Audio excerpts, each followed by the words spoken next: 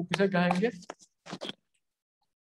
ऐसे तत्व जो दिए गए निम्न में से कुछ या सभी गुणों को प्रदर्शित करते हैं क्या कहे जाते हैं? अधातु कहे जाते हैं। ठीक है, जैसे पहला पॉइंट क्या हो गया यहाँ पे? पहला पॉइंट आपके स्क्रीन पर दिख रहा होगा, ये ए। इसमें कोई विशेष प्रकार की चमक नहीं होती, जैसे कार्बन। इसमें इमेज के कारण आपको चमक दिखाई दे रही है, लेकिन वास्तव में इसमें कोई विशेष प्रकार की चमक नहीं होती है। लेकिन अपवाद में आयोडीन, आयोडीन में एक विशेष प्रकार की चमक होती है, यानी चांदी की तरह क्या होते हैं, चमकीले होते हैं। तो आयोडीन में क्या होती है, एक विशेष प्रकार की चमक होती है। अब इसमें एक विशेष प्रकार की चमक होते हुए भी क्या है, ये अधातु है। क्यों अधातु है? तो क्योंकि इसमें और सारे गुण जो है वो किसके पाए जाते हैं? अधातु के पाए जाते हैं। आयोडीन में और सारे जो गुण है किसके पाए जाते हैं? अधातु के। इसीलिए हम लोग आयोडीन को क्या कहेंगे? अधातु कहेंगे। दूसरा पॉइंट, ये विभिन्न रंगों की होती है। अब जितने भी सारे हाइड्रोजन हो गया, ऑक्सीजन हो गया, सबको आप देखिएगा तो ये सब अलग अलग रंग के होते हैं। तो आसानी समझ जाइएगा कि ये क्या है, अधातु है। ये ताप और विद्युत के कुचालक होते हैं, मतलब कि इससे धारा प्रवाह नहीं हो सकती। यानी एक छोर से मान ले यहाँ से यहाँ हमको धारा ले जाने, करंट ले जाना है, बिजली की प्रवाह ले जाना है, तो अधातु से लेके हम लोग नहीं ले जा सकते, क्योंकि ये विद्युत के क्या होते हैं, कुचालक होते हैं। कहने का मतलब ये कि इससे धारा प्रवाहित नहीं होगी। ठीक है, समझ में आ गया ये कि ये ताप और विद्युत क्या होंगे, कुचालक होंगे। अगला डी, ये तन्य आघातवर्ध नहीं होते। ये तन्य आघातवर्ध क्या होते हैं, नहीं होते हैं। तन्य मतलब कि इससे अगर हम लोग पीटेंगे तो ये चूर चूर हो जाएगा। यानी इसे लंबा, आप सल्फर सामने आपको दिख रहा है, ये सल्फर दिख रहा है ना, क्या आप इसे पीट के लंबा तार के रूप में खींच सकते हैं? नहीं खींच सकते हैं, क्योंकि क्या चूर चूर हो जाएंगे ना, तो ये लंबा तार के रूप में नहीं खींचा जाएगा, तो ये तन्य नहीं होती है। आघातवर्ध, क्या आप इसे पीट के चादर के रूप में कुछ इस प्रकार से बना सकते हैं क्या? नहीं बना सकते हैं। तो ये क्या है, ना तो आघातवर्ध होते हैं ना ही तन्य होते हैं। ठीक है, अब ये प्राय किस रूप में पाए जाते हैं? गैस रूप में पाए जाते हैं प्राय। वैसे तो बहुत सारे अधातु जो है ठोस अवस्था में पाए जाते हैं, और ये और भी सारे पाए जाते हैं। तो यहाँ पे क्या हो गया, ये प्राय जो होंगे वो किस अवस्था में होंगे? गैस की अवस्था में पाए जाते हैं। जैसे हो गया हाइड्रोजन, ऑक्सीजन, नाइट्रोजन, गंधक, क्लोरीन, ईटीसी, ये सब क्या है, अधातु है। हाइड्रोजन का होता है H, ऑक्सीजन का होता है O, नाइट्रोजन का होता है N, गंधक जिसे हम लोग सल्फर बोलते हैं इसका होता है S, क्लोरीन का होता है Cl। तो ये सब क्या है, अधातु है, यानी नन मीटल। क्लियर इतना? धातु समझ गए, अधातु समझ गए। अब आगे बात करते हैं उपधातु का, जिसे हम लोग इंग्लिश में बोलते हैं मेटेलाइट्स। उपधातु को हम लोग क्या बोलते हैं, मेटेलाइट्स बोलते हैं। उपधातु को हम लोग क्या बोलते हैं, मेटेलाइट बोलते हैं। यहाँ पे उपधातु है ना, तो इसे हम लोग क्या बोलेंगे, मेटेलाइट्स। अब उपधातु जो होते हैं, जिन पदार्थों में धातु और अधातु दोनों के गुण पाए जाते हैं, यानी कुछ गुण धातु के होंगे और कुछ गुण अधातु के होंगे, ये बीच वाला है। आप लोग सुने भी हमेशा बीच वाला ही पिसता है। आगे वाला भी ठीक रहता है, पीछे वाला भी ठीक रहता है, बीच वाला को पता नहीं चलता है कब क्या होने वाला है। तो ये समझ में आया? तो उपधातु क्या होंगे, जिनमें कुछ गुण किसके होंगे, धातु के, और कुछ गुण किसके होंगे, अधातु के, तो क्या कहलाएंगे, उपधातु कहलाएंगे। जैसे अब उपधातुओं के ऑक्साइड प्राय अम्लीय क्षारीय दोनों होता है। इसके ऑक्साइड क्या होते हैं, अम्लीय और क्षारीय होते हैं। ठीक है, लेकिन बात करें हम लोग धातु का, तो धातु के ऑक्साइड जो होते हैं वो क्षारीय होते हैं। याद थोड़ा सुन लीजिए एक बार, धातु ऑक्साइड क्या होते हैं, क्षारीय, और अधातु के ऑक्साइड होते हैं अम्लीय। यहाँ पर धातु, इसकी ऑक्साइड जो होगा यानी टेस्ट में क्या होगा, ये अम्लीय का क्या होता है, खट्टा होता है, और क्षारीय का क्या होता है, कड़वा होता है। 10th क्लास में आप लोग को और डिटेल में पढ़ना है धातु अधातु धातु के बारे में। 10th क्लास में आपको पूरी डिटेल में पढ़ना है। अभी इस चैप्टर में आपको बस इतना ही पढ़ना है, अब इतना काफी है। तो ये समझ में आ गया कि कुछ गुण धातु के होंगे उपधातु में, और कुछ गुण अधातु के होंगे। कभी कभी इसके ऑक्साइड अम्लीय भी होंगे, क्षारीय, दोनों प्रकार के हो सकते हैं। जैसे में आर्सेनिक हो गया, एंटिमनी हो गया, ये सब क्या है, उपधातु। ये सब क्या है, उपधातु। आर्सेनिक, एंटमनी आदि ये सब क्या है? उपधातु है। सिलिकॉन दिख रहा है, जर्मेनियम दिख रहा है, टेलुरियम दिख रहा है, एंटीमनी दिख रहा है, आर्सेनिक दिख रहा है, तो ये सब क्या है? उपधातु। ये सब क्या है? उपधातु है। समझ में आया? इसमें कुछ गुण, अब आर्सेनिक का ही बात करिएगा यहाँ पर, तो क्या है इसमें कुछ गुण? ये विद्युत का सुचालक होगा, लेकिन ये चमकदार भी है, लेकिन ये क्या होते हैं, तोड़ने पर ये, यानी इसको पीटने पर चूर चूर हो जाएंगे।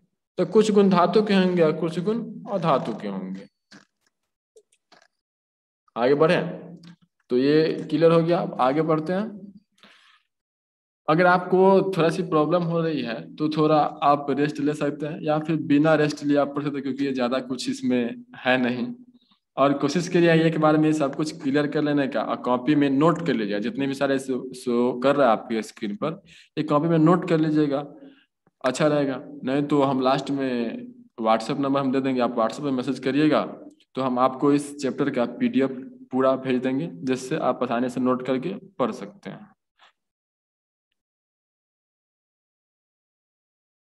तो धातु और धातु उपधातु हम लोग पढ़ लिए, यानी तत्व के बारे में हम लोग पूरा क्लियर। एक बार रिवाइज कर लेते हैं। रिवाइज तो क्या है कि हम लोग किस किस के बारे में पढ़े हैं अभी? तत्व के बारे में पढ़े हैं। किसके बारे में पढ़े हैं? तत्व के बारे में। तत्व कितने प्रकार के हो सकते हैं? 3 प्रकार के। या तो वो धातु होगा यानी मेटल, या फिर अपधातु होगा यानी नॉन मेटल, या फिर वो क्या होंगे, उपधातु होंगे। क्या हो सकते हैं? उपधातु मतलब मेटलाइड होंगे। क्या होंगे? मेटलाइड। तत्व ये तीनों क्या है? तत्व ही है। धातु बोलिए, अधातु बोलिए, या फिर उपधातु बोलिए, ये तीनों क्या है? तत्व है। अगर आपको समझने में थोड़ी सी भी दिक्कत हो रही है तो आप एक बार फिर से इसको रिवीजन कर सकते हैं। आगे यौगिक। अब तत्व के बारे में हम लोग पढ़ लिए सही से। अब आगे पढ़ते हैं हम लोग, यौगिक पढ़ते हैं। अब यौगिक, यौगिक वह शुद्ध पदार्थ है जो 2 या 2 से अधिक तत्वों को निश्चित अनुपात में मिलाने पर रासायनिक अभिक्रिया के फलस्वरूप बनता है। डिफिनेशन कुछ समझ में आया? चलिए हम इसको क्लियर करते हैं। तो यौगिक भी क्या है? एक प्रकार का शुद्ध पदार्थ है। बताए थे कि शुद्ध पदार्थ 2 होंगे, या तो तत्व होंगे या फिर यौगिक होगा। तो यौगिक भी क्या है? एक शुद्ध पदार्थ है। ठीक है। अब यौगिक शुद्ध पदार्थ है जो 2 या 2 से अधिक तत्वों को किस अनुपात में मिला रहा है? एक निश्चित अनुपात में मिला रहा है। किस अनुपात में? एक निश्चित अनुपात में मिला रहा है। तो एक निश्चित अनुपात में मिलाएगा, और किस अभिक्रिया के फलस्वरूप? रासायनिक अभिक्रिया के फलस्वरूप। किस अभिक्रिया के फलस्वरूप? रासायनिक यानी प्रयोगशाला में। ये तब जाके ये क्या बनेगा? यौगिक बनेगा। कुछ यौगिक प्राकृतिक रूप से उपलब्ध है, और बहुत सारे यौगिक है जिसे क्या बनाया? मानव ने बनाया है। अब जैसे हम बात करते हैं जल का, जल का रासायनिक सूत्र क्या होता है? H2O होता है। ये क्या है? जल है। ठीक है। अब जल में देखिए किन किन चीजों से मिलके बने हुए हैं। अभी तो आप लोग पढ़े हाइड्रोजन एक तत्व होगा, ऑक्सीजन एक तत्व होगा। तो किन से मिलके बने हैं? ये 2 तत्वों से मिलके बने। पहला है हाइड्रोजन और दूसरा है ऑक्सीजन। 2 हो गया। अब हाइड्रोजन और ऑक्सीजन का क्या होगा कि यहाँ एक निश्चित अनुपात लेना होगा। अगर निश्चित अनुपात नहीं होगा तो फिर वो जल का निर्माण नहीं हो पाएगा। ठीक है। अब ये जो होता है इसका अनुपात होता है 1:8 होता है। अब 1774 ईस्वी में प्रेस्टले ने ऑक्सीजन तैयार किया। अब उसके बाद जल के बारे में जो हम बताते हैं, ये बता रहे हैं आपको 1781। हाँ 1781, 1700 ईस्वी याद रखिएगा, नहीं याद रखिएगा तो भी चलेगा। 1781 कैवेंडिश ने, किसने? कैवेंडिश। यहाँ पे लिखे में थोड़ी प्रॉब्लम हो रही है क्योंकि हम माउस का उपयोग कर रहे हैं। तो कैवेंडिश, कैवेंडिश, कैवेंडिश ने, किसने? कैवेंडिश। सुनिएगा तो समझ में आ जाएगा, नहीं लिखेंगे तो भी चलेगा। तो कैवेंडिश, यहाँ पे क्या लिखे हैं? कैवेंडिश। 1781 ईस्वी में, 1781 ईस्वी में कैवेंडिश ने हाइड्रोजन और ऑक्सीजन के संयोग से जल बना दिया। कैसे? हाइड्रोजन लिया, गैस है, और फिर क्या लिया, ऑक्सीजन लिया, हाइड्रोजन लिया, ऑक्सीजन लिया, और इसके बीच में विद्युत चिंगारी उत्पन्न किया, यानी विद्युत प्रवाह किया। यहाँ पे क्या प्रवाह किया, विद्युत प्रवाह किया, यानी हाइड्रोजन का 2H2, ये हो गया O2, तो ये हो गया 2H2O, 2H2O, 2H2, यानी कहने का मतलब कि हाइड्रोजन और ऑक्सीजन, ठीक है, दोनों को कर लिया, और इसके बीच में क्या किया गया, प्रयोगशाला में विद्युत चिंगारी दिया गया। विद्युत चिंगारी में जब इसको लाया गया तो किसका निर्माण हो गया, जल का निर्माण हो गया। इससे किसने सबसे पहले बताया था, कैवेंडिश ने। कितने ईस्वी में बताया था, 1781 ईस्वी में। तो जिससे पता चल गया कि जो जल बना हुआ है वो किन दो तत्वों से मिलकर बना हुआ है, हाइड्रोजन और दूसरा ऑक्सीजन। और इसका जब अनुपात लिया गया तो 1:8 था। कितना था, 1:8, यानी हाइड्रोजन होगा 1:8 में तो ऑक्सीजन होगा 8 अनुपात में, यानी 1:8 में लिया गया। तो ये क्लियर हो गया कि यौगिक जो होगा वो किनसे मिलकर बने हुए होते हैं, किनसे मिलकर बने हुए होते हैं, हाइड्रोजन और ऑक्सीजन के संयोग से। कैसे, जब इसके बीच में विद्युत चिंगारी उत्पन्न किया जाता है। और इससे अलग भी किया जा सकता है, हाइड्रोजन जल से हाइड्रोजन ऑक्सीजन को अलग भी किया जाता है, तो ये पता चल जाता है। आगे अमोनिया। अब अमोनिया का बात करेंगे तो NH3 अमोनिया, ये भी क्या है, एक यौगिक है। किन किन चीजों से मिलकर बना हुआ है, एक इसमें तो नाइट्रोजन है और दूसरा हाइड्रोजन है।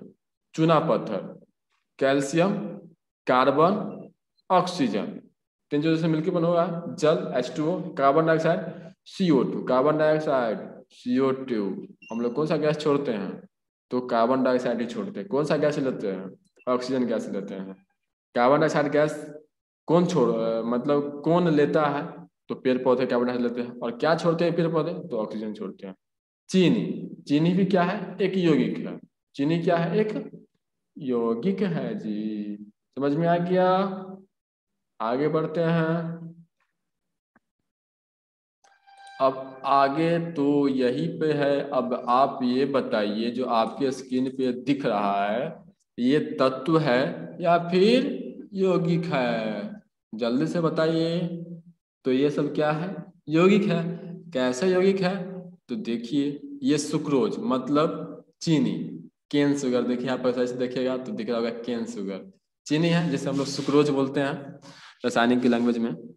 तो ये कार्बन के कितने परमाणु हैं, 12। हाइड्रोजन के कितने परमाणु हैं, 22। ऑक्सीजन के कितने परमाणु हैं, 11। कार्बन के कितने परमाणु, 12, और हाइड्रोजन के 22, ऑक्सीजन के 11। तो चीनी का अगर हम लोग रासायनिक से तो बोले तो क्या हो जाए, C12H22O11। ये क्या है, एक यौगिक है, क्योंकि कार्बन हाइड्रोजन ऑक्सीजन से मिलकर बना हुआ। अब चीनी का उपयोग क्या होता है वो आपको पता है, नहीं उपयोग पता है तो मम्मी से पूछिए, कहे कि पागल हो गए, इसको चीनी का मतलब नहीं पता है, कहाँ उपयोग होता है। आगे, आगे क्या है, हाँ आगे है सोडियम हाइड्रोक्साइड NaOH। ये भी किन से मिलकर बना हुआ है, सोडियम से, ऑक्सीजन से और हाइड्रोजन से मिलकर बना हुआ है। तो ये भी क्या है, एक प्रकार का ये यौगिक है। आगे है अमोनिया। अमोनिया का सूत्र क्या होता है, NH3। अमोनिया का सूत्र क्या होता है, NH3। अब इसका उपयोग कहाँ किया जाता है, कोई बता सकते हैं। तो अमोनिया का उपयोग जो होता है अगर आपको पता है तो अच्छी बात है, नहीं पता तो एक बार देख लीजिए। अमोनिया का उपयोग रासायनिक खाद जो हम लोग खेतों में उपयोग करते हैं ना, उसमें किया जाता है। जैसे अमोनिया फास्फेट बनाने में, अमोनिया सल्फेट बनाने में, यानी अमोनिया का उपयोग कहाँ किया जाता है, रासायनिक खादों में। अमोनिया का उपयोग कहाँ किया जाता है, रासायनिक खादों में। फिर से सुन लीजिए, अमोनिया सल्फेट बनाने में या फिर अमोनिया फास्फेट बनाने में इसका उपयोग किया जाता है। आगे है विनेगर। विनेगर का उपयोग जो होता है वो पेय पदार्थों के रूप में सॉरी सॉरी सॉरी विनेगर का जो उपयोग होता है वो अल्कोहल के रूप में खासकर कुछ मात्रा में किया जाता है। आगे है सोडियम बाइकार्बोनेट, जिसे हम लोग खाने का सोडा भी कहते हैं। हाँ, ये है मेरा सोडियम बाइकार्बोनेट, बहुत इंपॉर्टेंट है, इसको तो याद ही रखिएगा। NaHCO3 सोडियम बाइकार्बोनेट, HCO3 लगा है तो क्या हो गया, ये बाइकार्बोनेट, सोडियम बाइकार्बोनेट। इसका उपयोग जो होता है खाना बनाने में, जैसे फुचका, फुचका में वो फूला फूला नहीं रहता है, तो थोड़ी मात्रा में सोडा मिलाया रहता है, जैसे बेकिंग सोडा का होता है, ये थोड़ी मात्रा में जैसे क्या होता है उसमें फूलने लगती है, तो इसलिए उसको आता ताज़ा भी रहता है, ज़्यादा दिन तक चलता है। पेय पदार्थों के रूप में यानी सॉफ्ट ड्रिंक सब जो होता है उसमें थोड़ी मात्रा में सोडा मिलाया रहता है। तो ये सब क्या है, यौगिक है। सोडा भी क्या है, यौगिक है। बेकिंग सोडा, बेकिंग सोडा क्या है, यौगिक है। बेकिंग सोडा क्या है, यौगिक है। अब आगे क्या है यहाँ पे, ये भी अमोनिया तो हो गया, ये है एसिटिक एसिड विनेगर से H3COH। कैल्शियम हाइपोक्लोराइड यानी कैल्शियम ऑक्सीक्लोराइड भी बोलते हैं ये। तो इसका उपयोग क्या होता है कि सूक्ष्म कीड़ों सबको मारने में इसका उपयोग किया जाता है, यानी सोडियम हाइपोक्लोराइड का, यानी जल में थोड़ी मात्रा में ये मिला देने पर उसके अंदर जो सूक्ष्म कीड़े मकोड़े हैं वो खत्म हो जाते हैं। या फिर क्लोरोफॉर्म CHCl3 बनाने में इसका उपयोग, क्लोरोफॉर्म बेहोशी की एक दवा है। क्लोरोफॉर्म क्या है, एक बेहोशी की दवा। मतलब कि अगर कोई व्यक्ति के सामने आप क्लोरोफॉर्म नाक के पास ले जाइएगा तो क्या होगा कि जब व्यक्ति तुरंत ही बेहोश हो जाएगा। जैसे आप दे दनादन मूवी देखे होंगे, उसमें क्या होता है, जॉनी लीवर सभी को सुंघा देता रहता है, लास्ट में खुद ही सूंघ लेता रहता है, तो फिर वो भी बेहोश हो जाता है। तो वो क्या है, उसमें वो क्लोरोफॉर्म का उपयोग किया जाता है। तो उसको बनाने में इसका भी उपयोग किया जाता है। किसका, तो CaOCl यानी कैल्शियम ऑक्सीक्लोराइड बोलिए या फिर कैल्शियम हाइपोक्लोराइड बोलिए, इसका उपयोग किया जाता है। ठीक है, आगे है यौगिक के प्रमुख गुण। यौगिक के प्रमुख गुण, जैसे तत्व के कुछ गुण थे ना, उसी प्रकार यौगिक के भी कुछ गुण होंगे। पहला ए में, यौगिक में उपस्थित तत्वों को किसी भी भौतिक या यांत्रिक विधि द्वारा हम लोग क्या कर सकते हैं, अलग नहीं कर सकते हैं। ना तो भौतिक विधि, हम बोल दिए आपको जल लीजिए, आप जल से हाइड्रोजन ऑक्सीजन हाथ से अलग करके दिखाइए या छोटे मशीनों से, तो बिल्कुल संभव नहीं है। उसके लिए हम लोग क्या करना होगा, रासायनिक विधि, यानी इसे हम लोग भौतिक या यांत्रिक विधि द्वारा अलग नहीं कर सकते। हमें तो पता है कि जल जो है किससे मिलकर बना हुआ है, हाइड्रोजन और ऑक्सीजन से, लेकिन उसको आप बोलेगा हाथों से या फिर भौतिक विधि तो मुश्किल है। लेकिन हाँ, रासायनिक विधि द्वारा हम उसे अलग कर सकते हैं। तो पहला पॉइंट हो गया। दूसरा, किसी यौगिक के गुण उसके अवयवी तत्वों के गुणों से बिल्कुल भिन्न होते हैं। जैसे ये पॉइंट हम समझ रहे हैं, बी, हाइड्रोजन और ऑक्सीजन। हाइड्रोजन क्या है, एक गैस है। ऑक्सीजन क्या है, ऑक्सीजन क्या है, एक गैस है। अब इनसे जो मिलके बनता है वो क्या बनता है, जल बनता है। ठीक है, इनसे मिलकर क्या बनता है, जल मिलता है। तो अवयव इसमें कौन कौन है, एक हाइड्रोजन है और दूसरा ऑक्सीजन है। ये गैस है, ऑक्सीजन भी गैस है, लेकिन जो बना है दोनों से मिलके क्या है, द्रव्य है। ये क्या है, द्रव्य है। तो उनके गुणों से क्या होगी, यानी इसके अवयवी गुणों से क्या होगी, भिन्न हो गए ना। क्या लिखे हैं फिर देखिए, किसी यौगिक के गुण उसके अवयवी तत्वों के गुणों से बिल्कुल भिन्न होते हैं। तो अवयवी तत्व क्या हो गया, हाइड्रोजन ऑक्सीजन। बना क्या है, जल, जो कि एक द्रव्य है। अब ऑक्सीजन क्या करता है, गैस, अगर कहीं पे आग लगे तो ऑक्सीजन उसको मिल रहा तो आग बढ़ जाएगी, लेकिन जल डालेंगे तो आग घट जाएगी। यानी इसके गुण क्या हो जाते हैं, बिल्कुल अलग हो जाते हैं। ये भी क्लियर। किसी यौगिक में बनने में उष्मा या प्रकाश के रूप में ऊर्जा का प्राय उत्सर्जन या अवसर्जन, यानी वहां पे उष्मा उत्पन्न होगी, यानी गर्मी, आग, आग जैसे हम लोग कहते हैं, तो उष्मा यानी बहुत सारा गर्मी उत्पन्न होगी, या फिर प्रकाश उत्पन्न होगी। जैसे यहीं पे जल बनाना है हमको, तो जल बनाने के लिए विद्युत चिंगारी का उत्पन्न करते हैं ना, तो विद्युत चिंगारी करेंगे तो यहाँ पे बहुत सारा प्रकाश उत्पन्न होगी। डी पॉइंट है, यौगिक में उसके अवयवी तत्व भार के विचार से एक निश्चित अनुपात में रहते हैं। यानी हमेशा क्या होता है, एक ये निश्चित अनुपात, जैसे जल का क्या होता है, 1:8 होता है। जल का क्या होता है, 1:8 होता है। उसी प्रकार आप बात करें लौह, चूर्ण और गंधक का, तो इसका भी अनुपात क्या होता है, 7:4 होता है। कितना अनुपात होता है, 7:4 होता है। कार्बन और ऑक्सीजन के संयोग से क्या बनता है, कार्बन डाइऑक्साइड बनता है। कार्बन और ऑक्सीजन के संयोग से क्या बनता है, कार्बन डाइऑक्साइड, CO2। क्या बनता है, CO2। तो CO2 में जो होगा वो कार्बन कितने अनुपात में होगा, 3 अनुपात में, और ऑक्सीजन कितने अनुपात में होगा, 8। यानी कार्बन का 3 परमाणु लेना होगा तो ऑक्सीजन का 8 परमाणु, कार्बन का 3 परमाणु लेना होगा तो ऑक्सीजन का 8 परमाणु। समझ में आ गया। यानी 3 छोटा कण अगर कार्बन का लेते हैं तो 8 कण हमको क्या लेना होगा, ऑक्सीजन।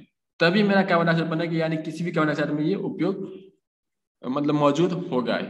यौगिक के द्रवनांक और क्वथनांक क्या होते हैं? उच्च होता है मेल्टिंग पॉइंट और बॉइलिंग पॉइंट। द्रवनांक मतलब मेल्टिंग पॉइंट और क्वथनांक मतलब बॉइलिंग पॉइंट, यानी जिस निश्चित ताप पर कोई पदार्थ द्रव अवस्था में बदल जाता है वो क्या कहलाता है? द्रव। जिस एक निश्चित ताप पर कोई पदार्थ उबलना शुरू कर देता है वो उसका क्या कहलाता है? क्वथनांक कहलाता है।